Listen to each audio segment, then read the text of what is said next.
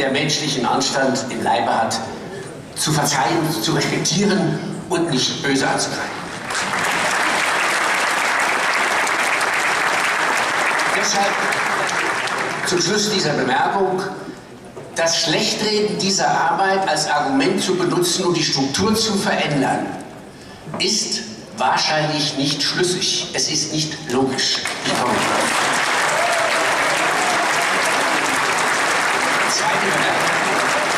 Wir haben in Berlin die Berliner Satzung beschlossen mit diesem Führungsmodell. In der Satzung steht drin, mindestens 2.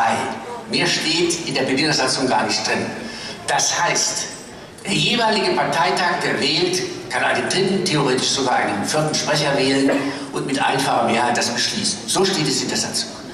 Es hatte, liebe Freunde, für viele von uns eine große Faszination. Das gab es in Deutschland bis dahin nicht. Und das Neue muss natürlich in der Programmatik seinen Niederschlag finden für eine neue Partei. Aber es braucht auch Symbole. Die politische Welt war erstaunt, dass eine Bürgerbewegung sich nicht so aufbaut wie die Altpartei.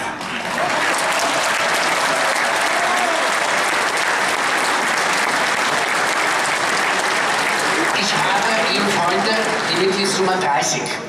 Wir sind nach Hause gefahren und haben in einem großen Landesverband eine Landessatzung gemacht.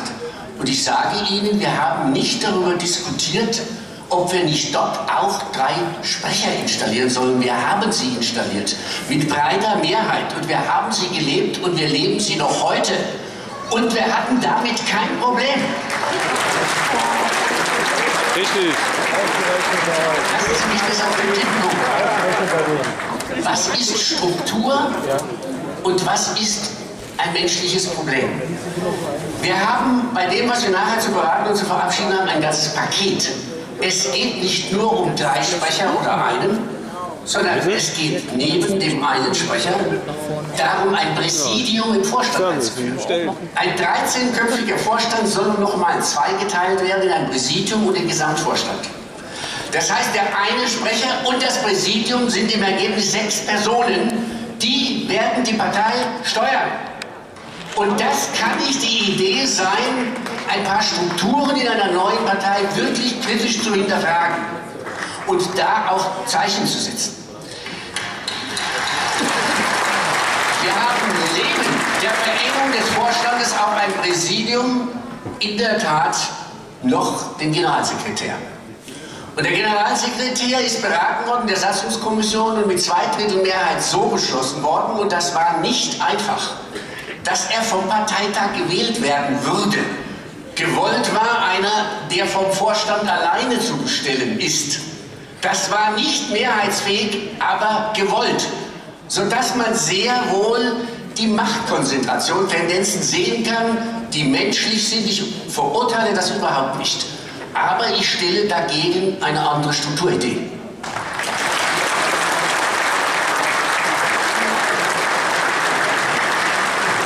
Wenn Sie das bei dem Generalsekretär schauen, dass er nunmehr nach dem sogenannten Konsensantrag, wo das jetzt in § 13 geschrieben ist, obwohl in § 13 der Generalsekretär gar nicht geregelt ist, sondern in § 16.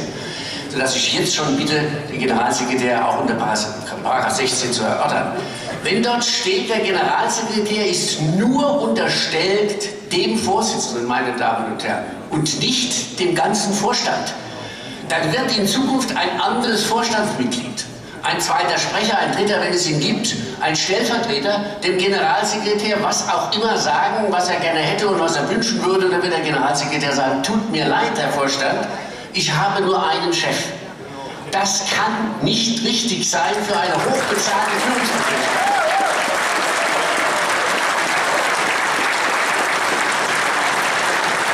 Und lassen Sie mich noch abschließend unter Ziffer 3 sagen,